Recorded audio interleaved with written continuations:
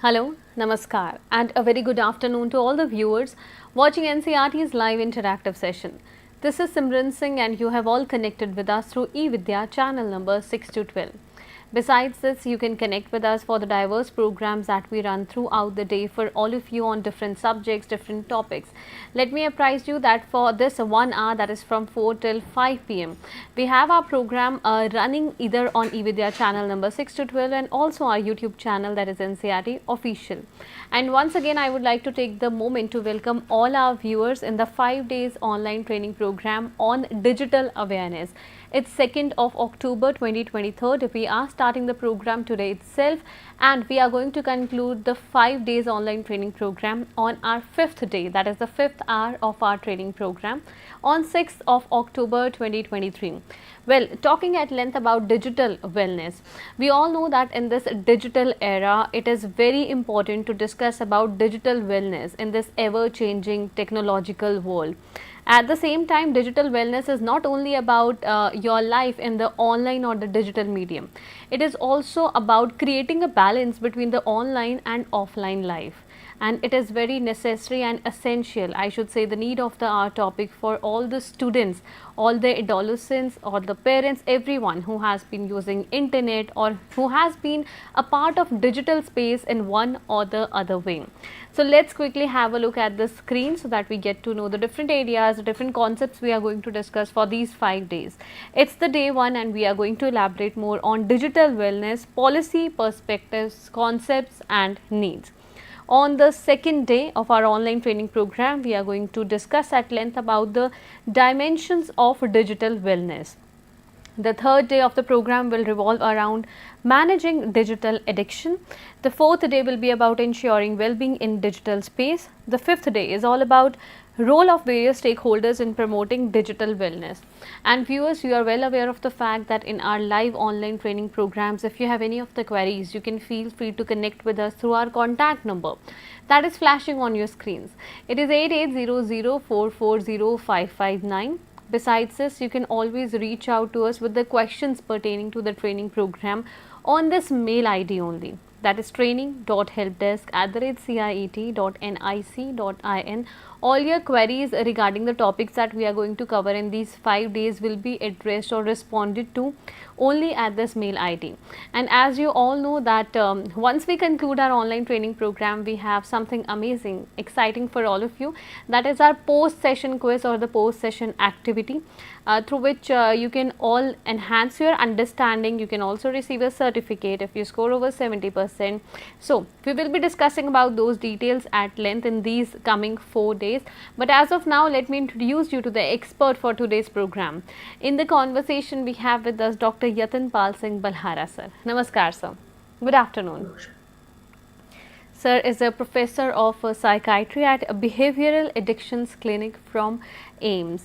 So viewers, stay connected with us throughout the program, and towards the last 5 minutes I will be discussing at length about CIET NCRT web page, so that you can get all the details regarding the 5 days online training program. But as of now, let's get to understand more about the digital wellness, the policy perspectives, the need and the scope and the different kind of concepts associated with it. So sir, over to you. Okay, thank you so much. And again, a very warm welcome and good afternoon to all of you. Today I'll be talking about digital wellness. Digital wellness is it's a vast area and a theme.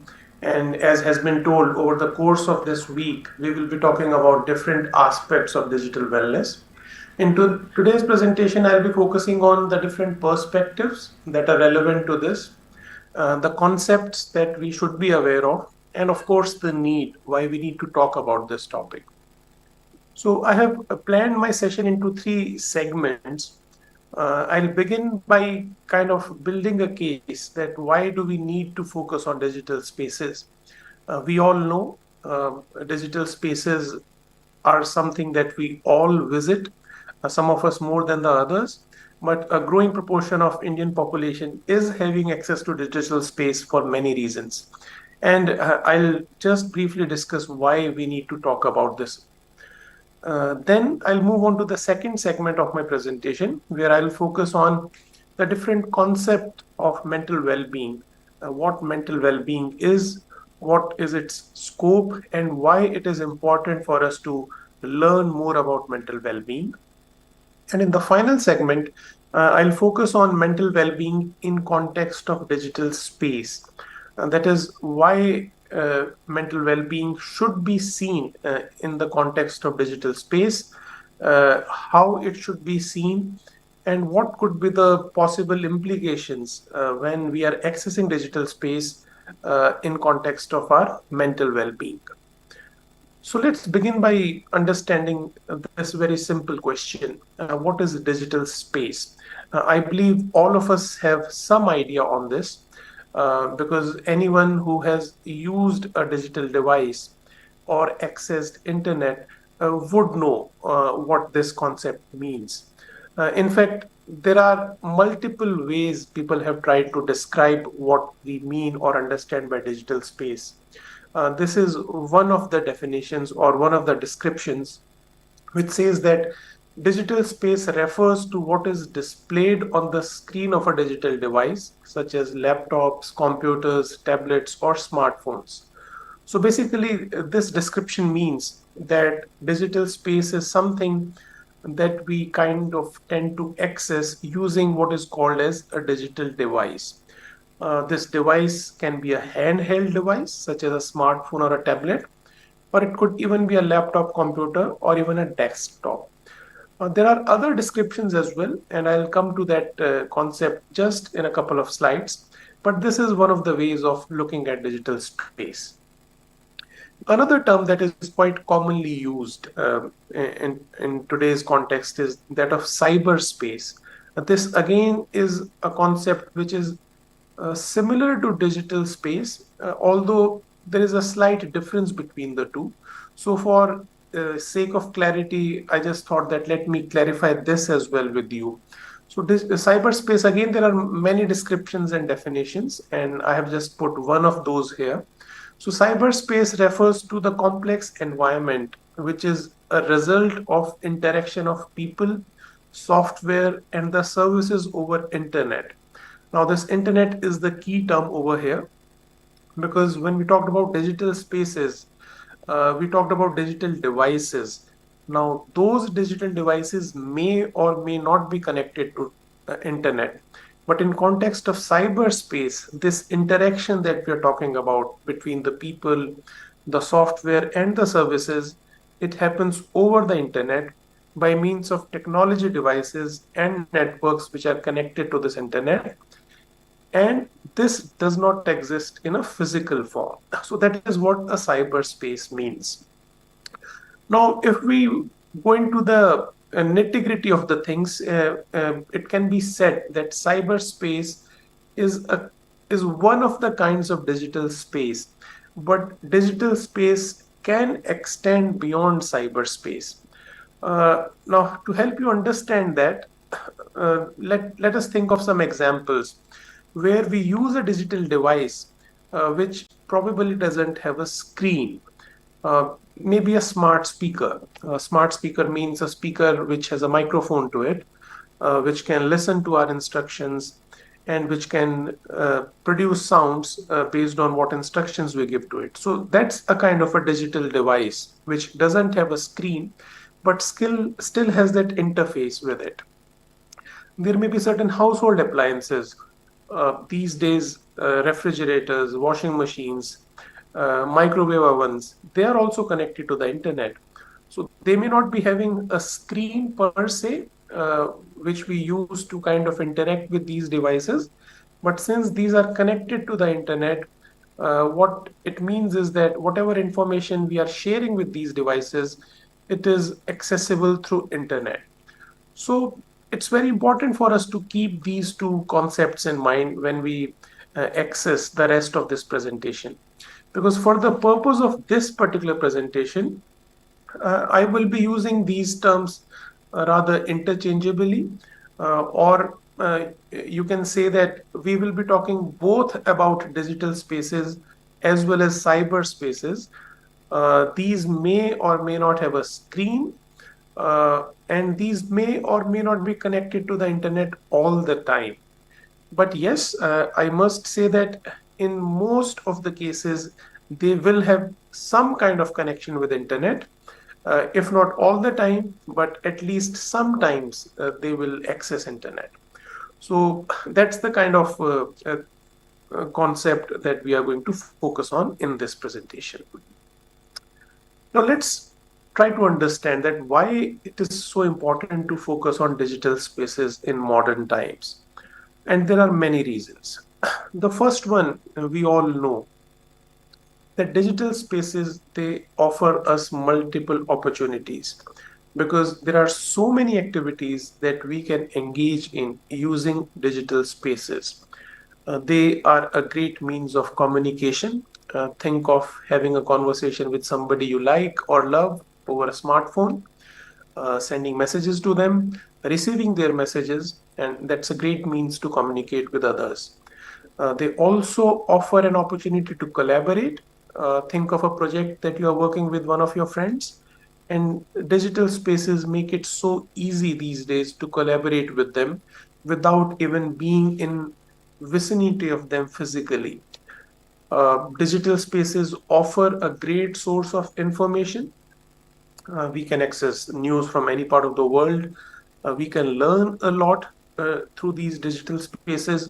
There is a lot of knowledge that is available there that we can access. Also, these days, so many services, they have moved from the physical world to the digital world. We can order stuff online. We can order food online. So there many of the services that exists in the physical world can be accessed through these digital spaces as well. uh, it goes beyond that. In fact, not just information, but digital spaces also offer an opportunity to us to even express our opinions, express our thoughts and ideas and even emotions and share with it others. When you post a picture or make a comment or like something, you are expressing yourself using these digital spaces. There are many leisure activities or recreational activities that we can engage in using these digital spaces. It may be playing a game online, uh, or it may be engaging in something that is of liking to us, maybe watching a video, watching a web series, or watching a movie online. And of course, when it comes to students and teachers, education is a great reason why we access digital spaces. We all know during the COVID times, we relied only on digital devices to kind of continue our education for many months at a stretch. But even after that, when things have kind of resumed to the pre-COVID times, uh, we do access digital spaces for one purpose or the other in context of our studies, our education. So we can say that there are so many ways in which digital spaces are relevant to us. We may be using them for one or more of these reasons, maybe less or more in terms of the time we spend there. But I believe most of us will be accessing these spaces for at least one of these reasons these days. So that's the first reason why it is important for us. Another reason why we need to focus on digital spaces is that in India over the years, the penetration of internet has grown. We are close to 50% of penetration rate for internet in India, and this again is growing over the years. Now, what that means is, uh, as I mentioned earlier, the cyberspace is all about being online, and most of the digital spaces or many of the digital spaces are also in the realm of internet. So what it means is that a large proportion of Indian population, they do have access to these cyberspaces, and that proportion is close to 50% now, and it is expected to grow even further in the coming years. Not just that, some of the devices that we use to access internet, for example, smartphone users, this again is seeing a consistent increase over the years. So what it means is that a large proportion of Indians are having access to devices that can take them to the digital space or the cyberspace. So we can expect that this number will grow even further in the years to come, and many more Indians will be accessing devices like smartphones, laptops, computers, and they will be visiting digital space more often than what they are doing even now. And finally, I like to bring your attention to this national priority or campaign of Digital India, uh, moving from physical to digital world, shifting services, resources to the digital platforms. I mean, that's one of the priority areas for the government of India. And a lot of effort and investment is being made for this. So that means that even the government wants us to access these spaces because it's easy, it's convenient, it takes services to those who live in geographically remote areas. So all this comes down to the fact that a growing proportion of Indians are accessing digital spaces, and that number or that proportion is growing further. And most of us are going to spend an increasing amount of time being in that digital space. So it makes a lot of sense to focus, to talk about digital space, no matter what our reason is for accessing these spaces, no matter what our purpose is. It could be because of the reason for education, communication, excuse me, communication, leisure activities, or recreational activities. So we might be accessing digital spaces for more than one reason, but we need to be aware of that this is an important part of our modern day life, and we need to be aware of this. Now let's move on to the second segment of the presentation, which focuses on the concept of mental well-being. Again, this probably is not a new concept for you. You must have heard of this. And again, in the context of COVID-19, people have started to talk more about this. But let's revisit some of the basic themes in this concept. Now, before I talk about mental well being, let's put things into perspective. Health is an important area. Health is an important issue. Health is a priority for all of us. And if you look at the way health is defined, it includes mental health as an integral component. If we look at this definition given by World Health Organization, it says that health is a state of complete physical, mental, and social well-being. So that mental well-being is a critical component besides the physical and social well-being. And it goes on to say that health is not merely the absence of disease and infirmity. What that means is that being healthy doesn't mean that I am not ill, or I am not sick, or I am not diseased. It means more than that. It means that not only I am not ill or not diseased, I am able to function optimally. I am able to utilize my capacities, my capabilities to the extent that I can. And I am able to contribute to the world around us in the way that I am able to. So it's not just about being disease free, it's also about being living in a positive health way. So that is important when we talk about the concept of health. Two things: one, mental health is an integral component, and second, it's not just being disease free. Being healthy means going beyond that state, and that is important to understand. Now, World Health Organization has also defined mental health, and again, they have defined it as a state of mental well-being. Again, this concept of well-being comes up here. It's a state of mental well-being that enables people to cope with the stresses of life. That is, we all experience one or other kind of stress, and these stressors are an integral component of our life. We all face challenges, and it's our mental well-being that enables us to cope with the stresses of life, the challenges that we face on a day-to-day basis. It also includes the element that we are able to realize our abilities, as I mentioned earlier. we are able to concentrate, we are able to focus, we are able to learn, we are able to memorize, we are able to do calculations, we are able to feel emotions, we are able to make judgments, we are able to have understanding, and we are able to execute things. So these are all abilities that we have at mental level. So mental health includes that as a component.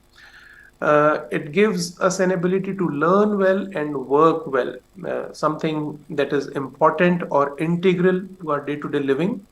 Now, work well doesn't only mean people who are employed in a job, it also means students.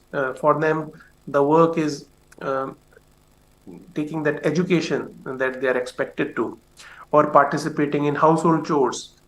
So, even from students' perspective, this is important. And of course, all this helps us contribute to the community that we live in. So again, mental health is a very uh, broad concept that has multiple elements or components to it.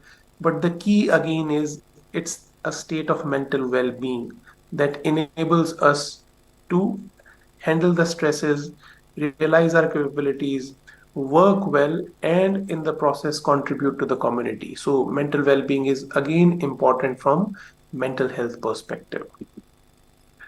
Uh, I must again mention here the way I mentioned for the concept of health. Please don't confuse health as a state of being not ill or not having a disease. That is important to be healthy. To be healthy, one has to be disease free or an illness free, but it goes beyond that. I should be able to function at my optimum capacity. I should be able to contribute to the community to the level that I can. And that is what mental health is. And it's everyone's need, it's everyone's requirement. Being mentally healthy is important to all of us. It doesn't matter who we are, whether we are a student or a professional or a teacher or a parent, mental well being is critical and essential for all of us. Now, there are different ways in which the concept of mental health can be understood. There are different elements to it, but this is one way of looking at it.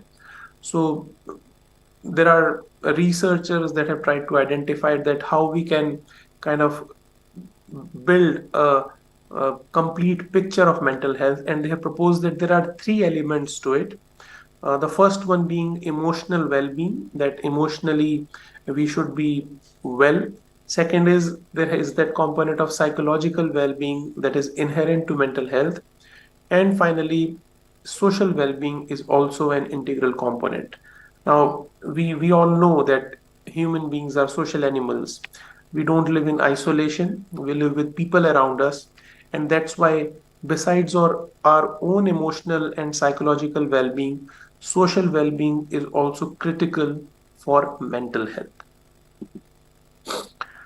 Mental health impacts us in multiple ways.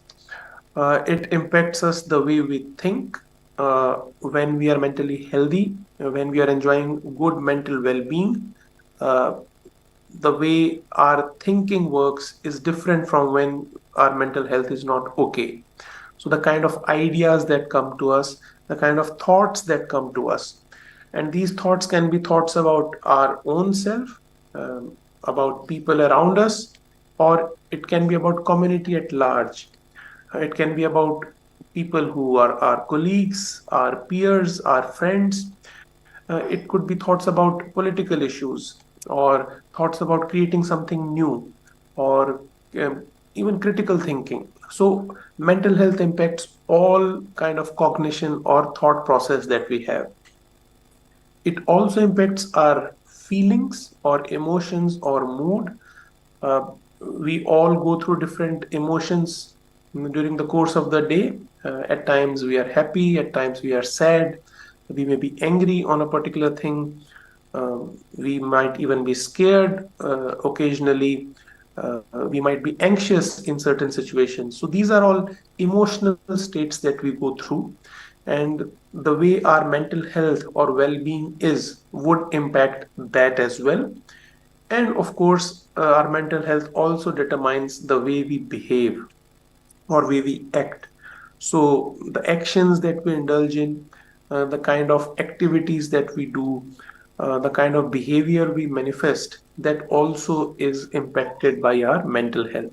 So, mental health impacts not just our thoughts and our emotions, but the way we behave, the way we interact with the world around us is also impacted by our mental health. Now, mental health is an important determinant of how efficiently or how effectively we are able to handle stress. You would know that there are some of us who are able to handle stress better than others. And within the same person, there are times when we are able to manage a problem more effectively as compared to other situations. So, that again is determined by our own mental well being and health.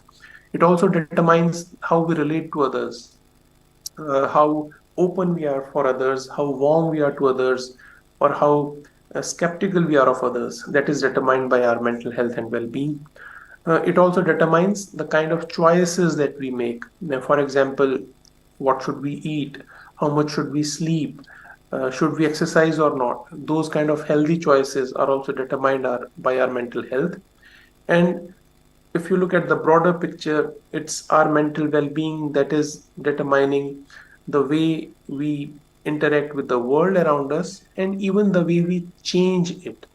So, to the extent that we can contribute, to the extent that we can do things, to the extent we can engage in productive behavior, that will shape the community, the locality, the state, the country, and at a global level, even the world. So, mental health not just is an issue for a particular person, it is important for the people who live around that person and to the larger community globally as well. And more importantly, we need to remember is that it's not something that is restricted to a particular age group. That people from that particular age group they need to be bothered about mental health, and others it's not important for them. No, that's not true. Right from the day we are born, and these days people are talking about even prenatal or even before we are born, mental health is important at that stage of life as well, and it extend to our elder year and elderly life years. So all across our age, mental health is important, and there is no one particular age or stage of life when this is more relevant. It's important for children, adolescents, young adults, and even older adults, and across all genders as well. Now, having understood what mental well being is, now let's focus on mental well being specifically in context of digital spaces. That how these two concepts they interact and why we need to talk about mental well being specifically in context of digital space as well. Now, when I talked about digital space or cyberspace, uh, it's very important for us to understand that it's not just that digital space, it's our interaction with that space that kind of shapes the outcome. So it's not that phone or tablet or computer or a device connected to internet. It's our interaction with that device that kind of shapes the outcome of this interaction with the digital spaces. So, depending on how we interact with the digital space, the psychological outcomes will also vary. And that again is an important concept to understand because two different people who are accessing the same digital space for same amount of time for same kind of activity can have different outcomes in terms of psychological outcomes depending on the kind of interaction that they had with the digital space. So that again is important, and that is why uh, our experience and the outcome of our interaction with digital space it varies from one person to the other, and it's not a very specific or a very standardized kind of an outcome. So there can be a variability from one individual to the other, but there are a few generic concepts that we all should be aware of because research has shown us that there are some themes that are applicable to most of us, and we should be aware of them. Now, in context of digital space, it can impact our mental well-being in many ways. The first way it can affect is we can be victims of some online scams, or we could be a victim of phishing or malware. So, what happens is that if we are exposed to a digital space and we are a victim of any of these crimes, it can have psychological consequences. Of course, there will be issues like data theft, people losing money, people losing important information. That's what happens with these online scams and phishing and malware coming to our digital devices. But that extends beyond that, and it can include elements and components of loss of psychological well-being as well. So that is one way. Then there are certain other phenomena that can happen in cyberspace or digital space that could be detrimental to our mental well-being. I'll talk about a couple of them. One being cyberbullying. Now, cyberbullying is repeated hostile or aggressive behavior that are performed by an individual or a group on others with an aim to inflict harm or discomfort by means of electronic or digital tools. Now, cyberbullying is a concept that is derived from the concept of bullying that happens in physical space, but it has these added elements that it happens through digital means or electronic devices, and this can lead to very significant adverse psychological consequences to people who experience cyberbullying. Another phenomena that can happen in digital spaces and cyberspaces is what is called as cyber stalking, which refers to use of internet or other electronic means to stalk or harass an individual or a group or even an organization.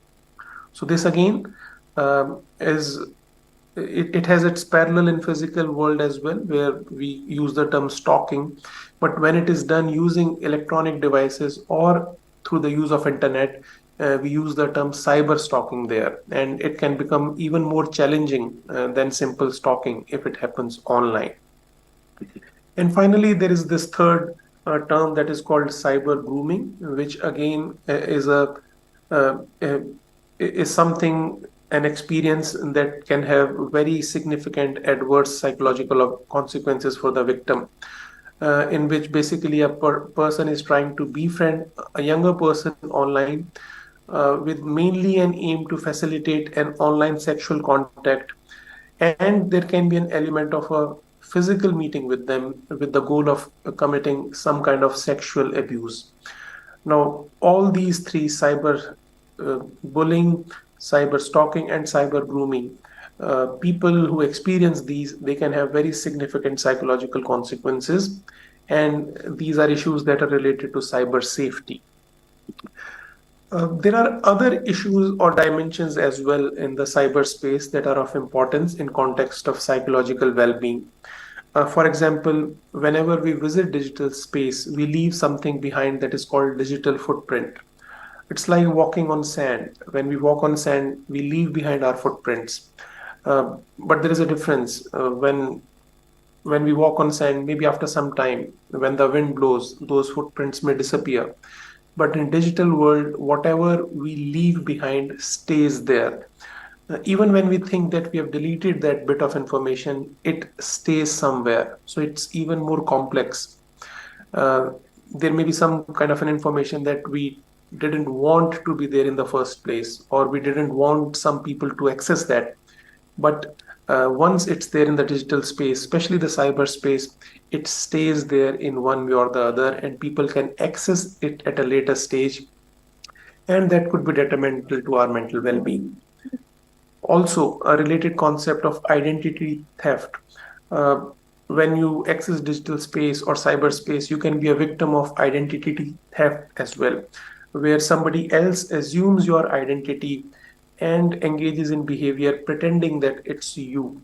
They may post things on your behalf, uh, uh, pretending that you are posting them, or they can approach people who you know or who you are connected through those digital devices and digital spaces, and they can ask for things from them, pretending that you are asking that.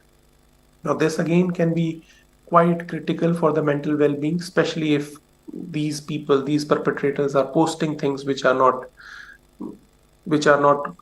good or positive, or they are illegal in certain cases, that can be detrimental to the mental well-being of the person who has been a victim to this.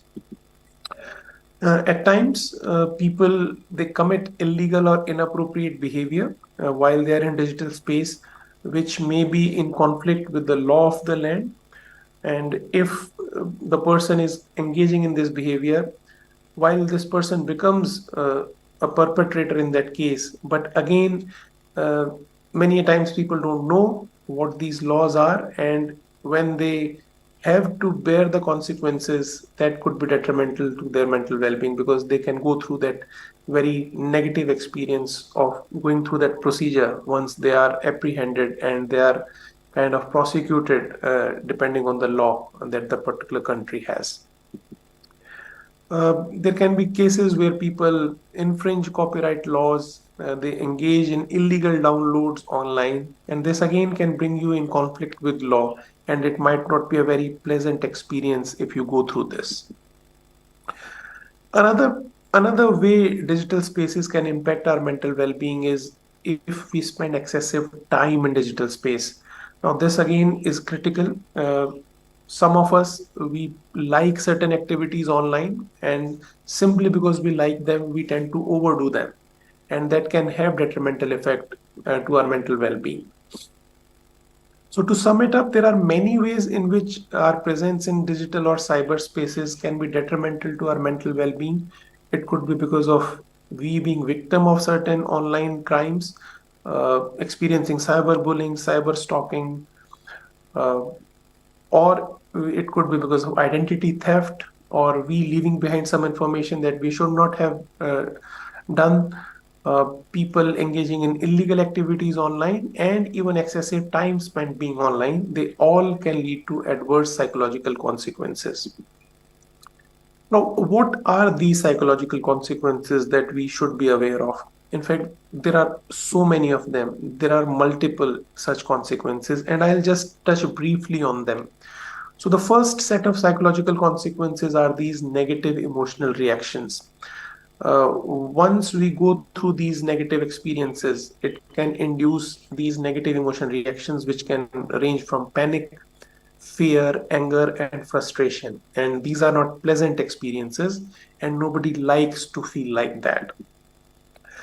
But there can be additional elements to it, especially when you are a victim of cyberbullying or any other cybercrime.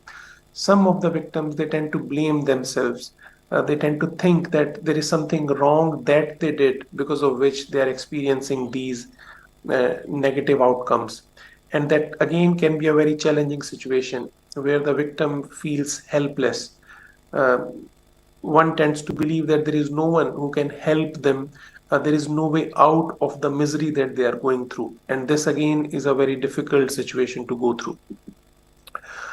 uh, Once we have encountered something bad over internet or in digital space, it becomes very difficult for people to kind of leave it behind or even forget it.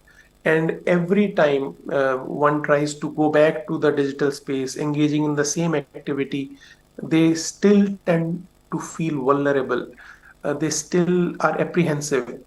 People again think that they might again become a victim. What if something what they experienced happens again to them?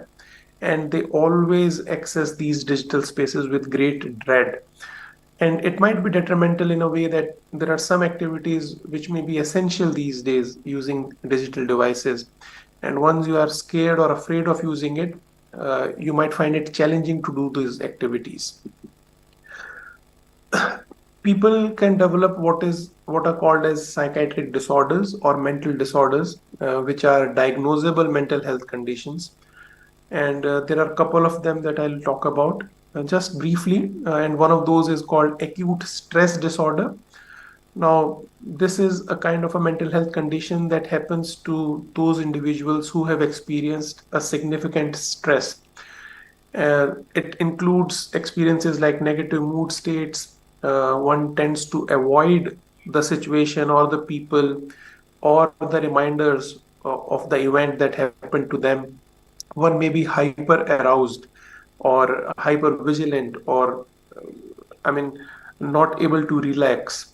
There might be intrusive symptoms. One has repeated flashbacks or memories or nightmares of the event that happened to them. So, this is a kind of a psychiatric disorder that can develop in people who experience one or more of these adverse experiences in the cyberspace. Then, of course, we know there is depressive disorder and anxiety disorder, two of the most common psychiatric disorders, and they can appear in people who have been victims in cyberspace as well. And we all know how difficult or challenging it could be to deal with these situations when we experience them. And then again, when people spend excessive time in digital space and the kind of intent or expectations they have from the digital space, that could also play a very critical role.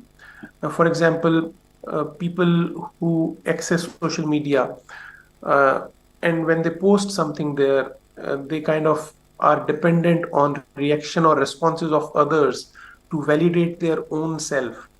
It's a pathological phenomena that's happening there. It is a reflection on poor self-esteem and even negative self-image when one is relying on how others are reacting to what you are doing, and your own self validation is kind of dependent on others' reaction, and that is another negative psychological consequence that can be there.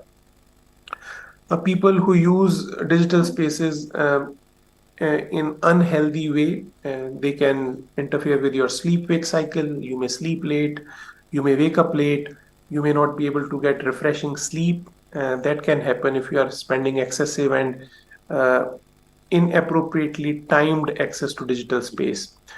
It can impact one's eating pattern also. One may try to skip meals, not eat regularly, try to eat junk meals more often, and it can lead to problems like weight gain or nutritional deficiencies that can happen. And finally, when people use internet excessively and in a problematic way, it can lead to what is called as addiction. So there are people who use digital spaces for certain activities, but when they do it in a way that they lose control over their actions and behaviors, to the extent that they neglect their alternate responsibilities and leisure activities, and they start to experience certain negative consequences as well. But despite of these consequences, they are not able to stop, and that is an indicator that probably addiction has set in, and that can happen to multiple activities that we access online. These days, gaming disorder has been identified as a diagnosable mental disorder by World Health Organization. So this is a condition that requires a diagnosis and an intervention as well. There are interpersonal problems with our peers, with our family members, with the teachers around us because of our excess indulgence in digital spaces. And finally, all these problems are interconnected. One problem leads to other. And a person who experiences one challenge is likely to experience more than one challenge. So that's why it is very critical to focus on psychological well-being in digital space, because when things go wrong, it can escalate into a spiral that can be very difficult to manage. So to sum it up, there are multiple emotional, psychological challenges that can happen to people when they experience negative events when they are in digital space, and that's why it's important to focus on this thing. So to conclude, I would say that digital spaces are getting increasingly relevant to most of us. We are likely to spend increasing amount of time being in digital space. Mental well-being is critical for overall well-being for all of us, and there is no exception to that. And there are various mental health issues that are relevant in context of digital space. So I'll stop at that. Thank you so much. Thank you so much, sir, for sharing all these essential details with us. We are running short of time, but I would request you to reflect on this one aspect. Nowadays, especially adolescents, the young ones, we are somehow socially addicted and consuming a lot of digital space. Now, the major challenge that arises in front of the young ones is where to draw a line, how much to use, how much to consume the digital content, because we cannot say that we are living in the digital space and not consuming digital content at all would not be a good thing. I believe. What would you like to say? See, this is very important and very rightly put by you. The problem is not the digital space. As I mentioned, the issue is how we interact with the digital space. So, especially when we talk of students, adolescents, first they should be aware that digital space has its own challenges. That's first. Second, whenever they access digital space, they should be clear what is their intent behind using that space. Third, they should not substitute the physical spaces with digital space. That means that whatever we can do in the physical world around us, we should not try to take it to the digital space. Let's have place for both of them. And most importantly, these spaces, these activities, they all should have their own time and place. None of these should overtake or hijack whatever else we are supposed to do.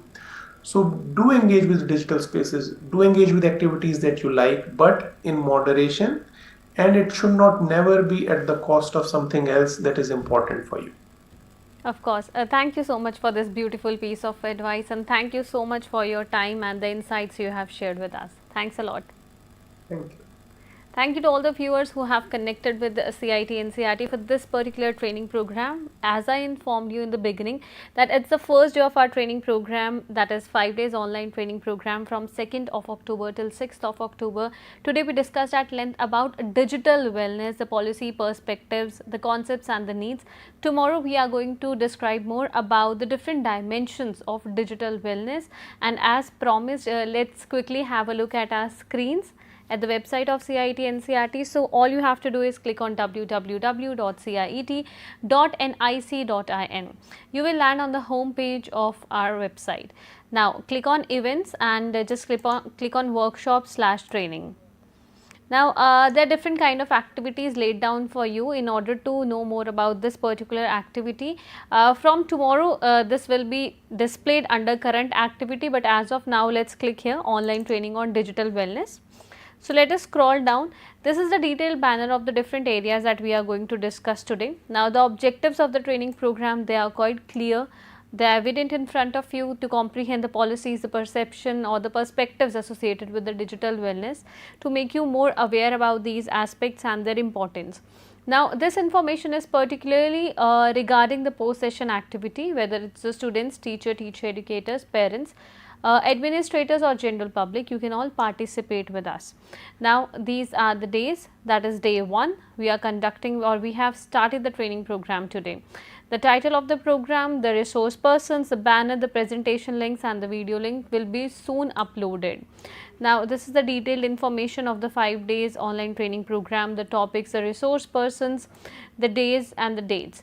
Now, let's just scroll down how you all can participate. This is regarding the post session activity. Certain steps laid down for you. Very quickly, let's have a look at them.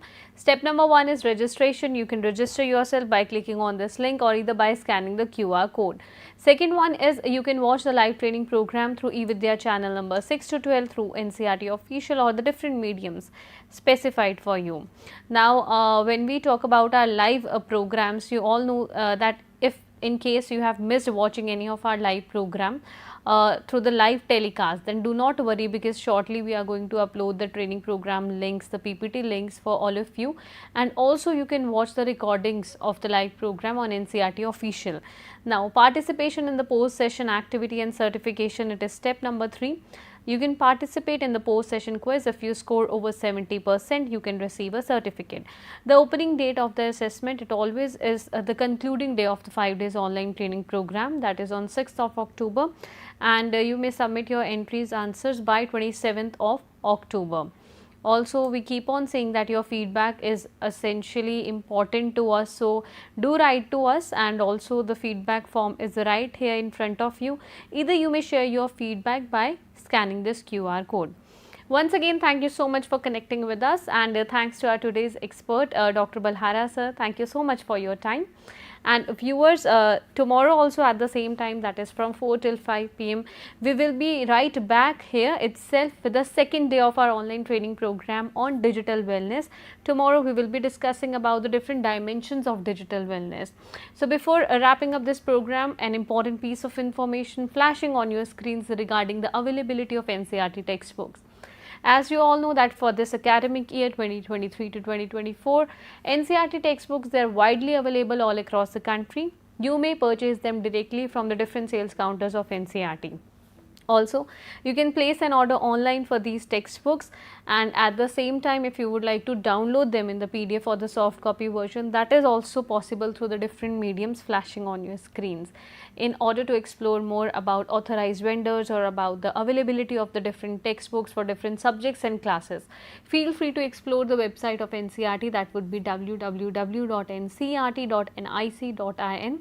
Thank you once again. Do not go anywhere, because next up we have our program of Sahyog, where we try to provide guidance for mental well-being and psychosocial support to all the students and the viewers who keep on connecting with us.